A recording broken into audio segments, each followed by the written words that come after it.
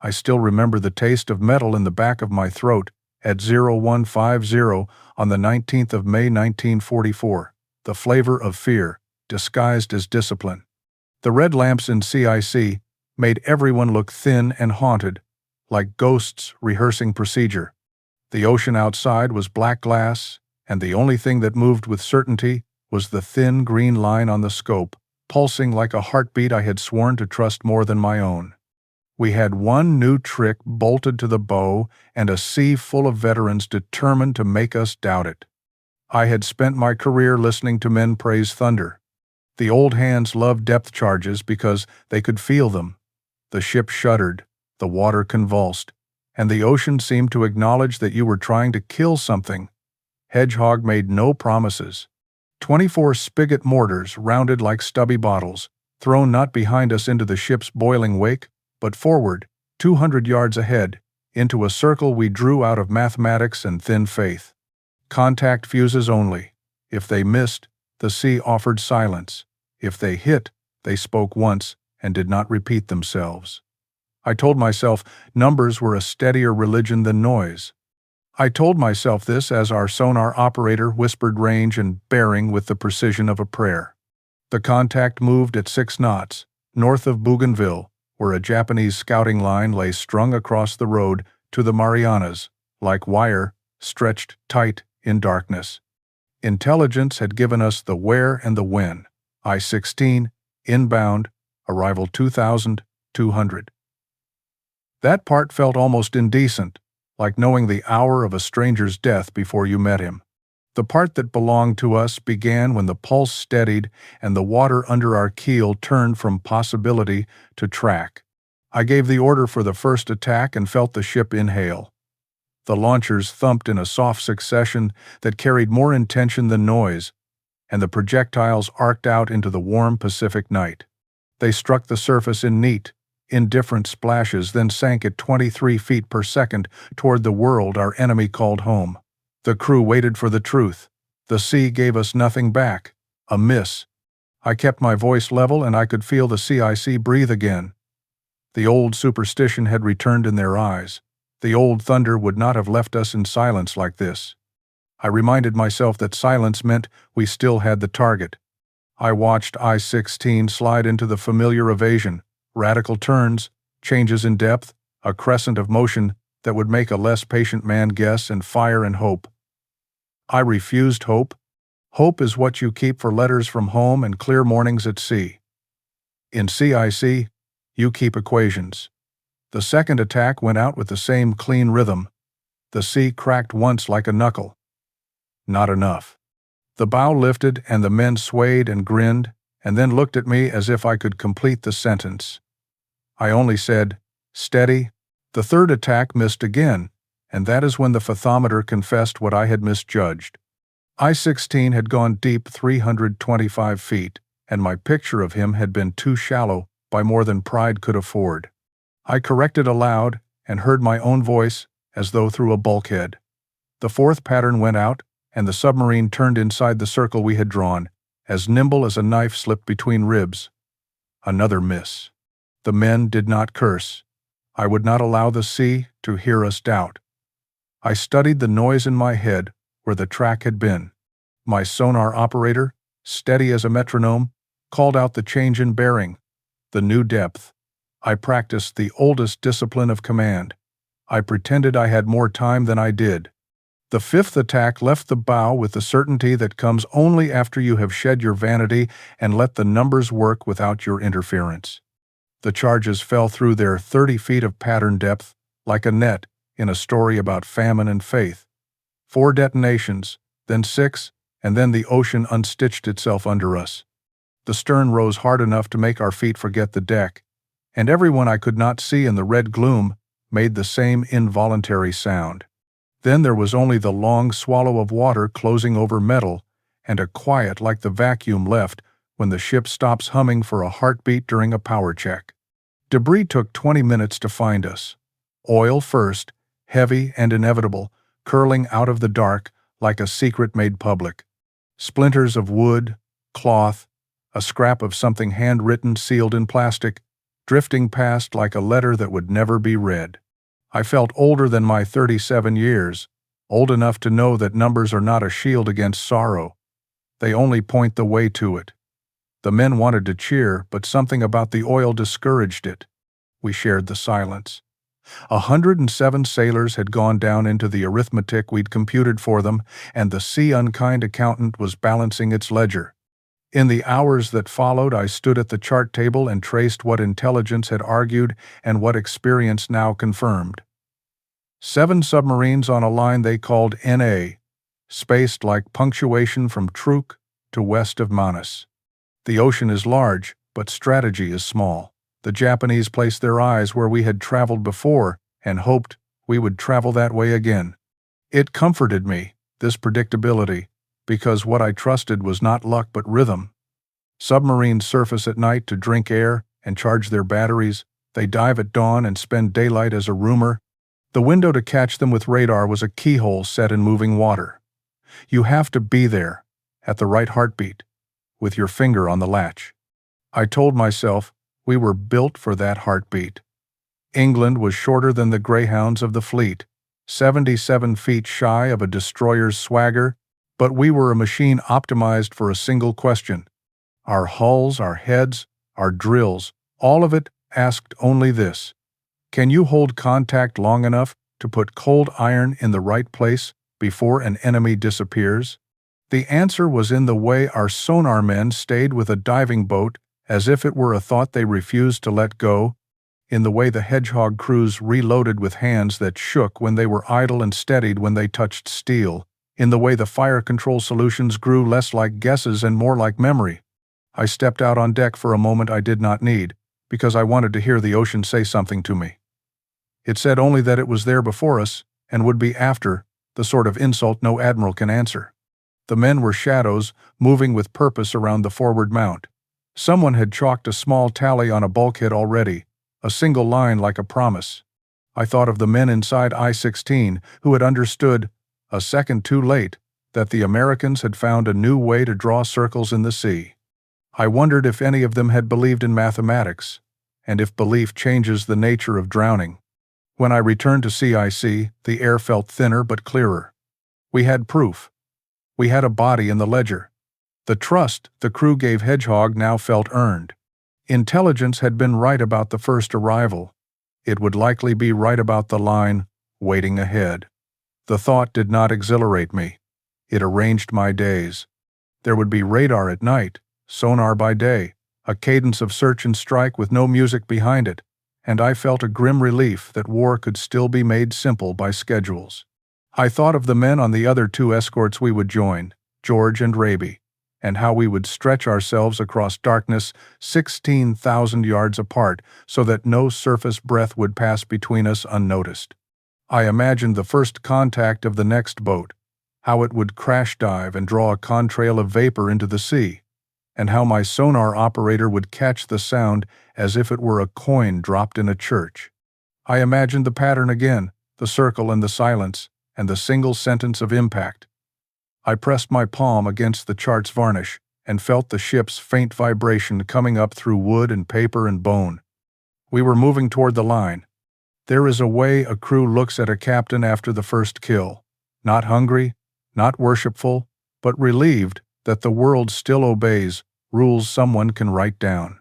I wore that relief like armor and tried not to mistake it for invincibility. A small ship can carry only so many errors before they become a single large one, I told myself, as the pulse returned to the scope and the ocean closed over the place we had torn open, that we would keep trusting the math until the math betrayed us, or the sea ran out of enemies. It is the bargain all professionals make with their tools. You keep them clean, you learn their habits, you do not expect them to love you back. Sometime before dawn, with the smell of oil still threading the wind and the chalk mark drying like a scar, I allowed myself the smallest private indulgence. I imagined writing a letter after the war in which I would confess that the first sound I truly believed in was not thunder but the brief, precise syllable of a contact fuse doing exactly what it promised. Then I folded the thought away, because the next fight would not accept nostalgia as a weapon. We set our watches by the enemy's batteries and steered for the place where the ocean's wire was stretched taut, listening for the soft, relentless pulse that told us we were near. Dawn came without warmth. In the Pacific, sunlight can feel like mercy or interrogation, and that morning it felt like the latter. We were steaming northeast toward the invisible picket line, 7 submarines arranged like beads on a string drawn by a careful, worried hand in Tokyo. Intelligence from Fleet Radio Unit Pacific sat folded in my pocket. Row 104, Row 105, Row 106, Row 108, Row 109, Row 112, RO 116. 7 steel coffins, if we could keep our nerve and our bearings. But confidence is not ballast. It doesn't keep a ship steady. Experience does, and we still had only 1 confirmed kill. Numbers favor momentum, not miracles. I stood beside the chart table with a cup of coffee that had gone cold in my hand. I didn't drink it. Coffee was for calm mornings, and nothing about our horizon promised ease. The engines hummed with the kind of loyalty only machinery can offer. Precise, indifferent, unstoppable. Somewhere 2 decks below, a machinist's mate wiped oil from a wrench and told himself the sea was just water, not judgment. Above us, radar swept in half-minute breaths, tracing invisible arcs through sky and hope alike. We rendezvoused with George and Raby at dawn, 3 destroyer escorts aligned like teeth prepared to bite down on a secret. The sea was too still for my liking. When water lays flat as polished steel, I find myself imagining what moves beneath it. I thought of the Japanese submariners waking in their tin world, stretching in air recycled so often it tasted like metal and memory. Their commanders would surface soon, hungry for electrons, trusting habit and routine. Routine kills quicker than bullets, but only if someone is watching. We steamed in line of breast formation, 16,000 yards apart. Too far to shout, close enough to fight as one thought. Sonar pinged steadily, that soft metronome of tension. Each ping a promise. We are listening. We will hear you. You will not rise unseen. In the CIC, my sonar operator rubbed his temples. I could tell he hadn't slept. Men who track ghosts do not dream easily.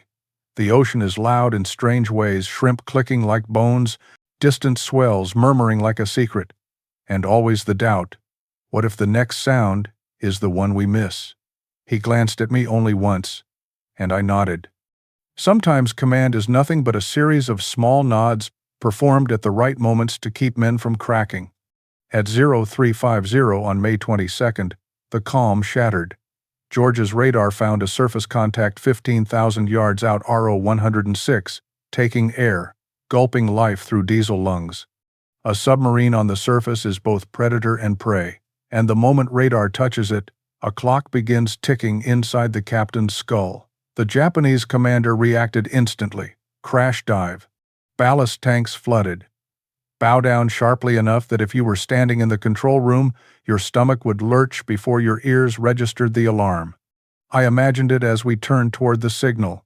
Officers shouting orders, gauges swinging, steel quivering like a nerve. For 90 seconds, RO 106 lived in that liminal place, too high to hide, too low to fight. Then she vanished below the temperature layer, leaving only disturbed water and her commander's gamble. George made first attack. Hedgehog flew and the ocean swallowed it whole. Silence. Miss. England regained contact 10 minutes later at 1,400 yards. The rhythm returned range, bearing, depth, a litany spoken in tones so steady it felt inhuman. I sometimes wondered if sonar men became part machine out of necessity, tuning themselves to frequency and pitch the way priests tune themselves to scripture. The contact twisted and turned, changing depth like a practiced dancer dodging a spotlight. I swallowed my impatience. Submarines are most dangerous when frightened. Panic makes them unpredictable, and unpredictability breeds mathematics that refuse to settle. The first attack missed. The second struck at 05013 detonations, then one enormous eruption that rolled across the surface like a bruise blossoming under skin. England lurched as though struck by fate, and on George and Raby 4,000 yards away, men paused in their duties to taste the vibration in their teeth. The ocean belched oil and splintered wood, scattering evidence across its indifferent face. We had killed again. No cheers this time. Victory grows quiet once you learn what it costs. Someone brought me a clipboard with fragments catalogued, but I could not bring myself to read it. A man should not tally another man's life in bullet points. Later, as the sun crawled up and heat pressed itself against steel, we resumed formation. 2 kills in 24 hours.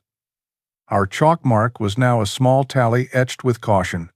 Sailors touched it as they passed, the way a man might brush fingers across a headstone or a lucky coin.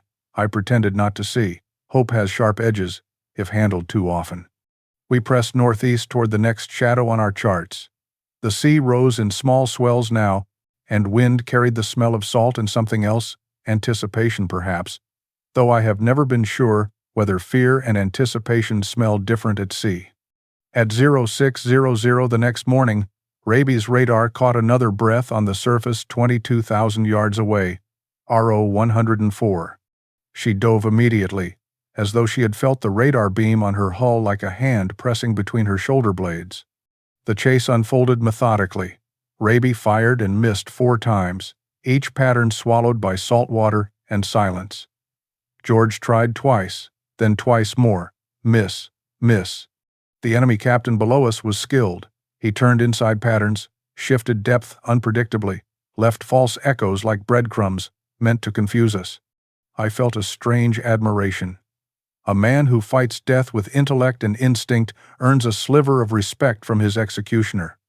Haynes's voice crackled over radio. He sounded tired, or perhaps resigned. Oh hell. Go ahead, England. 5 words that tasted like a burden placed firmly in my hands. We maneuvered into attack position. My sonar operator locked onto the weaving ghost below. Men at Hedgehog Mount moved with muscle memory, honed by repetition and fear. My hands were steady now, not from arrogance, but from understanding. A pattern had emerged in RO 104's movements. Subtle, nearly invisible, but there. Human minds crave patterns. Human bodies betray them. Fire. 24 shapes leapt ahead into sky and sea. They fell, sank, spaced like beads on a rosary, held by the faithful and the damned alike. 10 detonations erupted in a stuttering roar, maybe 12, and the ocean convulsed, as if something colossal had exhaled beneath us. 3 minutes later, a battery explosion, a death rattle echoing upward. When debris surfaced at 1045, the oil slick stretched wide and ugly, like a wound reluctant to stop bleeding. 3 submarines. 72 hours. 163 Japanese sailors gone to pressure and flame and mathematics. I stood on the bridge afterward, staring at a horizon that refused to feel different. Killing at sea has no smoke, no screams carried on wind. Only oil, silence, and the faint metallic taste of inevitability. The men moved quietly, confidence edged with reverence, as though we were priests serving a dark and precise sacrament. I wondered if somewhere under the rising sun, a Japanese mother felt a sudden ache in her chest, an inexplicable chill passing through her bones. War always connects strangers in the cruelest arithmetic. We resumed course. 7 targets had been promised by intelligence. 4 still waited somewhere along the NA line, deeper in the endless blue. We knew now that we could find them. But knowledge is its own burden. I touched the chart again, and there it was, resolve hardening like steel under heat. We were no longer testing a weapon. We were dismantling a doctrine one hull at a time. Behind me, a sailor whispered, "We're becoming something, aren't we?" I didn't answer, because becoming implies a choice, and out here, choice belonged only to the sea and the mathematics that ruled it. We were not becoming.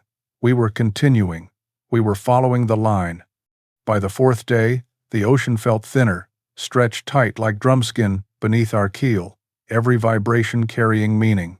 Men stopped talking about luck and started talking about timing. Timing is simply courage disguised as arithmetic. But I didn't correct them. Morale is a currency you spend carefully. Once gone, no supply ship brings it back. May 23rd unfolded under a hard sky, sun sharp enough to carve shadows, sea calm enough to betray every anxious breath on deck. Somewhere ahead, RO 104 or RO 105 or one of her sisters moved in patterns we had studied until they haunted sleep. Submarines think they are wolves. But wolves must surface to breathe. The Pacific has no patience for pride. Raby and George held formation, but there was something different in the radio silence that hung around us. They had missed their kills. We had not. Confidence isolates the same way fear does, quietly, then completely. I saw it in how their signal lamps blinked slower, in how their lookouts glanced toward us not for orders, but for reassurance. A small ship does not choose notoriety. Notoriety chooses her. At 0600, radar called out a breath on the surface, another submarine rising to sip air like a creature that forgot the world was hunting it. She dove almost before the operator finished the word, RO 104. And then, the dance began.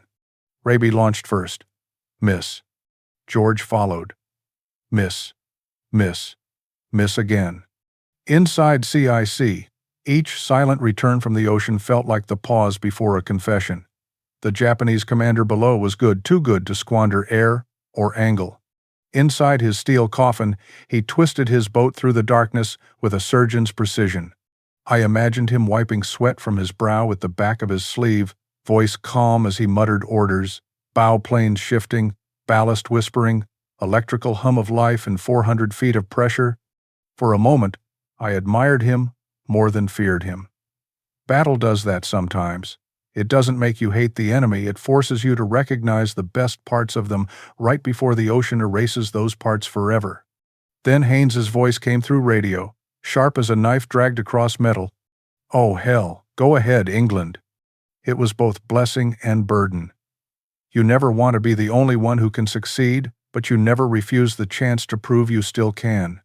I stepped closer to sonar, listening not to the sound, but to the silence between pings, those fractions of a second where human intuition hides. My operator's hands hovered above dials like a pianist preparing for a difficult movement. Sweat traced his jawline, but his voice was steady, and that steadiness steadied me in return. Bearing steady, depth changing, correcting, target turning inside pattern. He caught it just a hair of predictability, a tremor in the submarine's evasion dance. Human beings cannot move randomly. Even desperation has rhythm. Fire. 24 steel eggs flew forward, dark silhouettes against bright water, then down each one, a quiet question asked of the sea. When they answered violently. 10 detonations, maybe 12. It became hard to count when explosions overlap and merge into a single, rolling roar that lifts a ship by her bones. The breaking sounds followed metal groaning, bulkheads surrendering, the ocean tearing open a secret. Minutes later, oil bloomed across the surface like black memory. A scrap of white fabric floated up, then slid away, claiming anonymity. No cheers, no laughter, just men staring at the water as though trying to see through time. There is nothing triumphant about watching a grave widen. 3 submarines in 3 days. I stepped outside as the slick spread, and for a moment the Pacific looked almost calm again, indifferent, unscarred. The smell of oil hung heavy as incense at a funeral. A seaman murmured, "Feels like we're hollowing the ocean." Not killing hollowing. I never forgot that phrasing. It felt true. Predator and prey collapse into sameness after enough collisions. We resumed formation. The air changed. The men were still composed, still drilled, still ready, but there was something else in them now. Not arrogance. Not joy. Recognition. Recognition that we were doing something unprecedented and dangerous in more ways than steel and torpedo. Men who succeed too quickly begin to fear 2 things equally: failure and fate. Some touched the chalk tally lightly as they passed, the way gamblers brush dice. Others stared at it, as if waiting for it to speak back. One sailor paused before it and whispered, not a prayer exactly, but a promise. I pretended not to hear. Later, I found myself alone on deck near midnight. The sea was gentle, moonlight skating across small ripples like silver signatures. I leaned on the rail and let the wind touch my face. That is when doubt visited, quiet and unwelcome. Not doubt in the weapon or the men, doubt in what it meant to be good at this work. To win is to survive. To win again is to become something else. I closed my eyes and imagined the Japanese commander, moments before impact, not frightened, but calculating, refusing to surrender to chaos because his training demanded order, even in death. A man like that deserved to be remembered by someone. Tonight, it would be me. In CIC, reports waited. Charts needed adjusting. The NA line stretched ahead like a challenge written in salt and secrecy. Sonar hummed. Radar swept. The sea breathed. And we moved forward, not as hunters exactly, but as instruments, sharp, necessary, shaped by logic and sharpened by circumstance. There was no going back to ignorance, no unlearning what success felt like or how silence follows a ship after victory. We had not become heroes. We had become inevitable. Word travels two ways at sea, through official channels and through the quiet pulse inside a crew's chest. By the fifth day, both rhythms beat the same tune. Something extraordinary was happening aboard a ship small enough that most admirals couldn't recall her silhouette by memory. USS England moved through the Pacific like a rumor gaining weight, and every sonar ping felt less like a search and more like confirmation. May 24th found us under an indifferent dawn, sea calm enough to betray our screw wash like a white scar on blue skin. Men on deck looked leaner, quieter. Confidence carves you just as hunger does. It hollows cheeks, sharpens eyes. We were hunting not merely because we could, but because the logic of war had narrowed to a single point. And that point was us. At 0120, George's radar bit into darkness and found metal RO-116. She tried the old trick surface breath, crash dive, then vanish into the water's slow heartbeat. But this captain misjudged one thing. He assumed deep was safety. He assumed depth meant distance. When we caught the trace on sonar, the bearing whispered different. Shallow water, 150 feet. The textbook evasion was deep, drown yourself in pressure and darkness, force hedgehog patterns to chase ghosts. RO-116's commander gambled that we would expect tradition. Tradition is what mathematics kills first. We approached quietly, not physically, but mentally. CIC felt like a church right before a choir breathes. My sonar operator's voice lost its human timbre. The notes he spoke were pure numbers now, stripped of emotion, only direction and correction, like an oracle who had traded dreams for precision. Range decreasing, bearing steady, shallow, still shallow. The Hedgehog mount creaked as men loaded rounds with hands steadier than any prayer. There were no speeches. Heroism wastes oxygen. Fire. The ocean accepted the projectiles without protest. A single heartbeat of silence, then quiet cracks, smaller than previous kills, like knuckles breaking one by one under a grinder. Metal didn't explode this time, it yielded. Water rushed in at a rate no human body could comprehend without choking on fear. That kind of death is not theatrical, it is mechanical, obscene in how clean it is. The submarine didn't vanish in drama, she simply drowned like a secret buried under more water than sorrow could float. At sunrise, a thin blanket of oil spread across the sea, reluctant and mournful, as if it resented being forced upward. 56 men gone, 4 boats down, 5 days. The Pacific didn't care. War doesn't pause to admire you, only to measure whether you still belong to it. It happened then, the message from Admiral Ernest J. King himself. The most powerful naval officer alive, a man who carried entire fleets in his breath, had read our reports. There'll always be an England in the United States Navy. Men wanted to cheer. Some did. Softly applause like tapping knuckles against a coffin lid. I let the words sink without smiling. Praise in wartime feels like a promise written in pencil. Wind, fire, or a single lucky torpedo can erase it. And it nearly did because fame has gravity. Too much success invites caution from those who command more metal than we could dream of. A transmission arrived from higher up the chain, Admiral Halsey himself.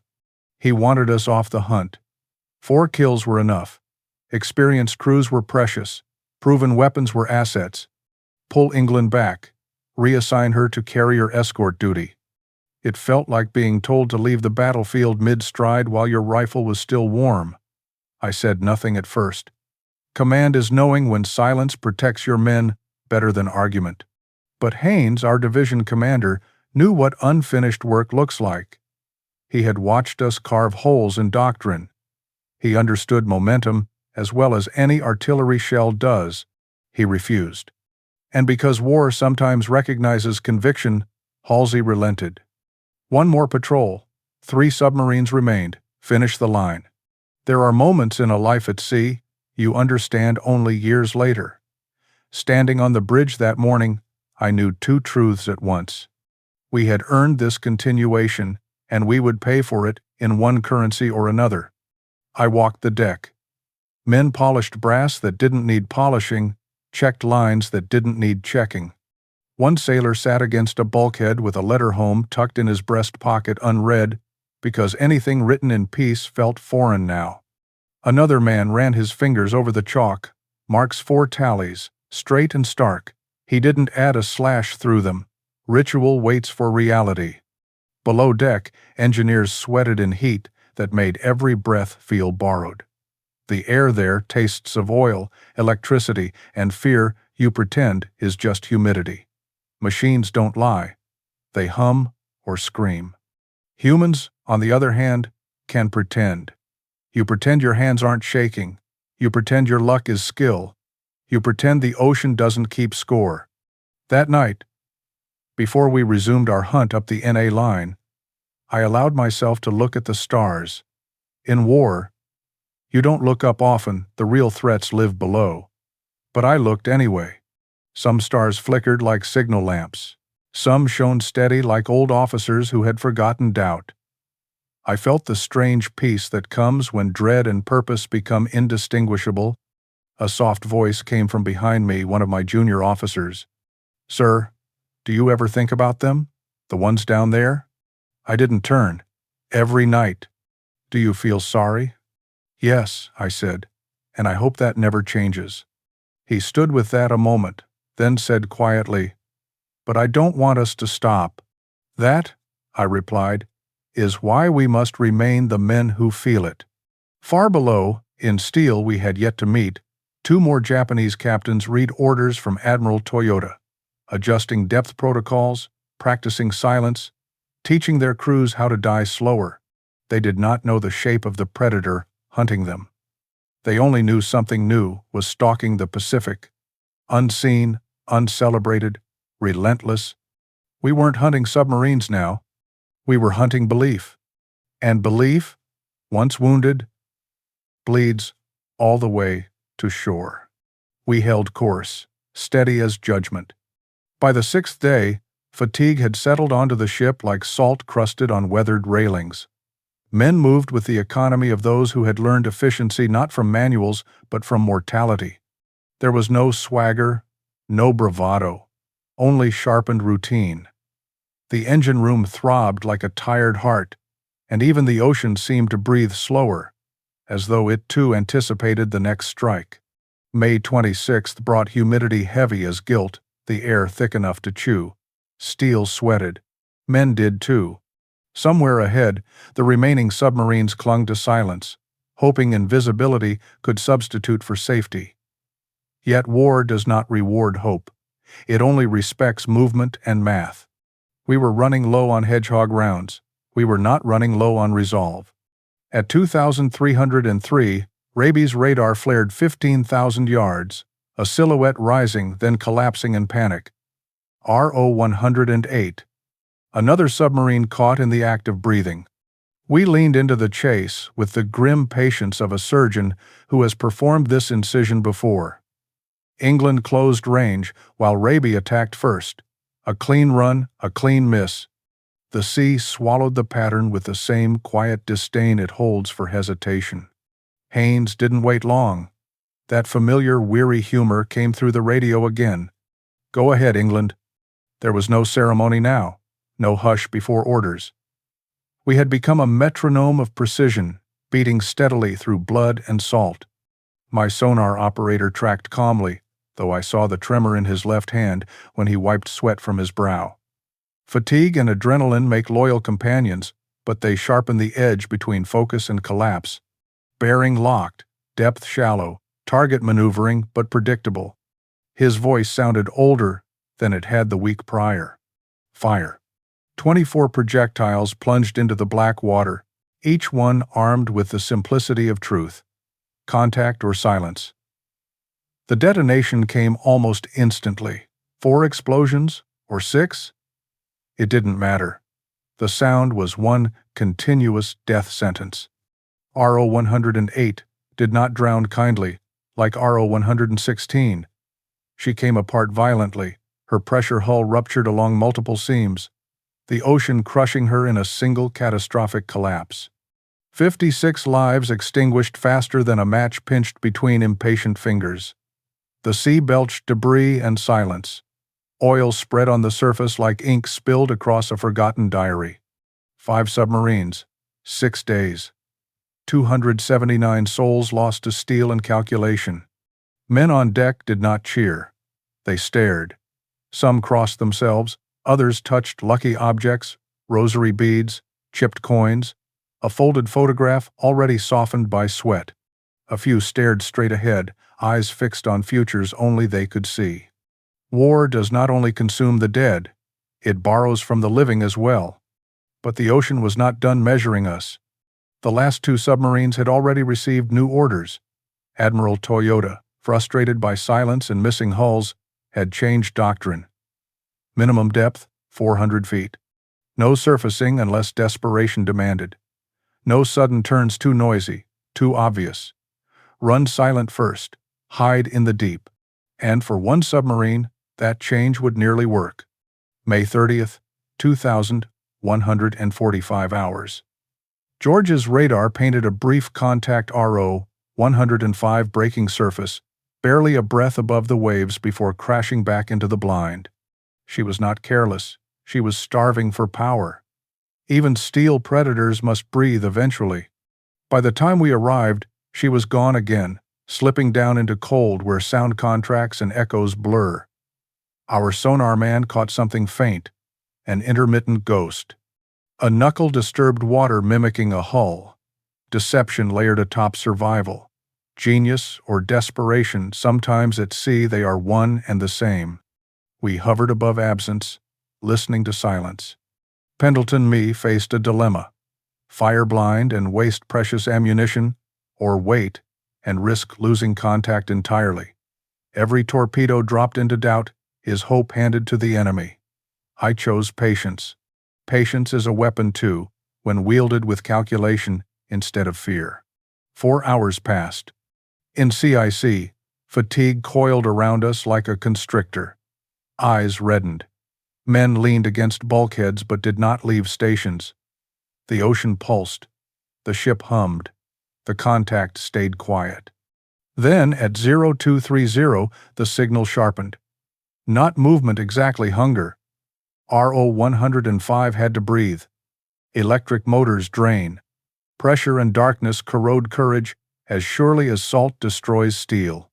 At 0315, she surfaced but not where we expected. Current had shifted her miles away. For 90 seconds she gulped air, engines churning life back into exhausted batteries. 90 seconds. That is the difference between escape and history. George caught her on radar. She dove again in panic. We turned, engines growling with purpose. Contact re-established at 0345, running deep, fast, the hardest kind of hunt. We attacked. Miss. Second run. Miss again. Tension thickened the air like smoke. I felt every muscle in my jaw tighten. We had used 48 projectiles. Only 72 remained. At most, 3 attacks left. Ammunition, morale, and time converging toward a single point. The Japanese captain below us was brilliant. He varied his speed, timing his turns as if he could smell our firing solution before we released it. In another life, I might have admired him over quiet whiskey. In this one, we were writing his eulogy together. Then at 0447, my sonar operator whispered as if in a trance, "He's turning every 4 minutes, 30 degrees, port, starboard, repeating. Human pattern. Humans try to be unpredictable but fail. We are rhythm more than chaos, pattern more than randomness. Even fear becomes routine." We adjusted. Fire. 4 detonations. 5. The submarine bled but did not die. We could hear her struggling, flooding but still moving. Crew clawing against physics and fate. Emergency ballast blow. They tried to reach surface. Lungs full of hope and panic. Final attack. 8 detonations. The sound of inevitability. RO-105 broke apart under us, drowning not in silence, but in the roaring truth that mathematics had sentenced her long before the first ping. At 0615, oil surfaced, debris followed, no survivors. 6 submarines, 12 days, no equal in naval history. That morning, men moved slower, not from pride but from weight. There was no elation on board, only a solemn, steady understanding that we had crossed a threshold few sailors ever glimpse. We were not hunters anymore. We had become consequence. I stood on the bridge as the sun breached the horizon, feeling light settle across steel. The sea looked harmless again, as seas often do after they've committed something unspeakable. My hands rested on rail, warm from dawn and connection. Somewhere below, men wrote to mothers and wives on paper that smelled faintly of fuel and salt. Some letters would never mention the war at all. I did not congratulate the crew. I did not need to. They already knew. War gives no laurels, only survivors and ghosts. And we were undeniably, uncomfortably still among the living. The ocean did not roar for our victories. It did not whisper gratitude or offer omen. After the 6th kill, the Pacific only stretched ahead, flat and innocent, as though nothing extraordinary had happened in its depths. That is war's final cruelty. The world keeps turning as though the dead were never here. We stayed on patrol for a short while afterward, circling the grid where RO-105 had drowned her final breath in bubbles and mathematics. I walked the deck alone, past the chalk marks now etched into metal with a kind of reverence. 6 tallies. No triumphant slash through them, just stark vertical lines like grave markers. Men moved more quietly than ever. Not frightened, not drained aware, as if each step carried the weight of lives taken and yet to be risked. It's a strange thing to be legendary while still sweating in the same uniform, still eating powdered eggs in the same mess, still wiping condensed humidity from steel plates that never stop rusting around the seams. That morning, as the sun set fire to low clouds and made the sea shimmer gold, the radio crackled with the authority that only comes from very high places, Admiral Halsey himself. 6 submarines in 12 days. Enough proof, enough blood, enough risk. England will return to escort duty. Mission complete. I exhaled. Not relief exactly, but something like exhaling after holding your breath too long. The crew didn't cheer. They didn't slump. They simply nodded a silent pact with fate. We would accept survival with the same discipline we met danger. Somewhere out there, RO-109 received her orders to dive deep, run silent, retreat toward Truk. She slipped away into shadow and lived long enough to surrender Japan's dreams a year later. Her crew discovered our trail of destruction only after the war. They had patrolled a graveyard they never saw forming beneath them. Sometimes survival is not proof of skill, only evidence of absence. Awards came quickly, as awards often do when men at desks far from salt spray read action reports that sound impossible. Pendleton myself was given the Navy Cross, though the citation felt thin next to the weight of what we'd done. I remember standing on deck days later, metal cold in my hand, thinking only of sonar pulses and the shape of silence between them. Glory is smaller when held. A message arrived too, the one sailors still quote in hushed tone.